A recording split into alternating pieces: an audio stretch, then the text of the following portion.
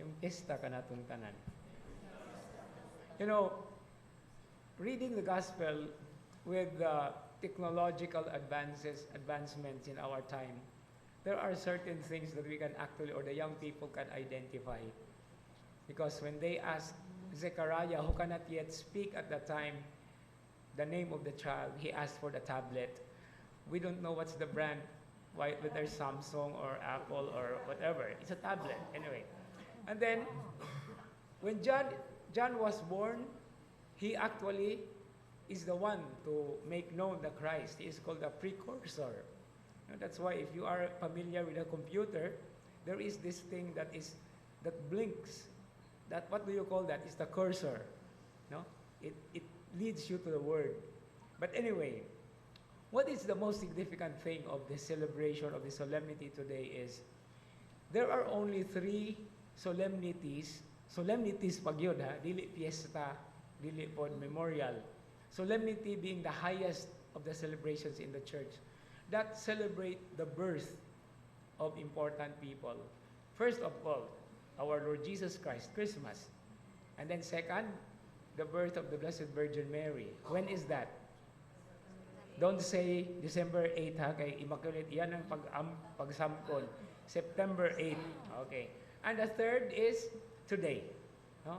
So the nativity of these 3 people actually remind us of how God has really made a very beautiful picture of salvation that really begins from birth.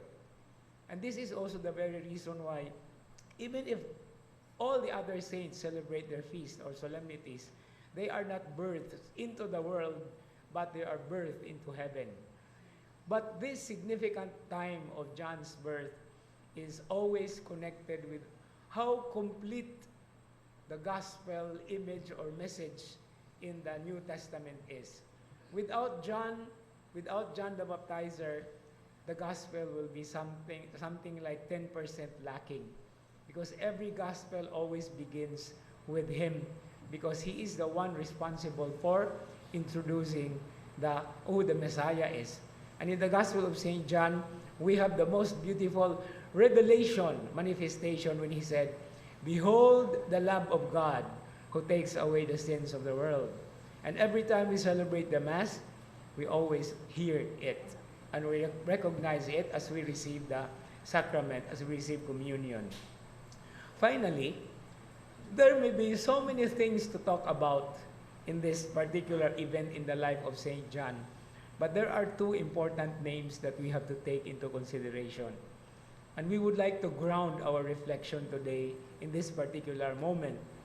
And the first name is Zechariah.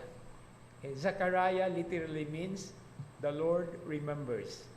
And it is also in this context that every time we come into the table of the Lord, every time we have so many things in our mind, in our hearts, every time we pray, we should not forget that the Lord always remembers. Second, John. The meaning of John is, Yohanan is, the Lord is gracious. The graciousness that he shows, most especially to the forgiveness of sins. And this is the reason why every time in our celebrations, in many different ways, in many different occasions, we should not forget that there is a God who always remembers us, and there is a God who is always gracious to us despite our weakness and our sins. Amen.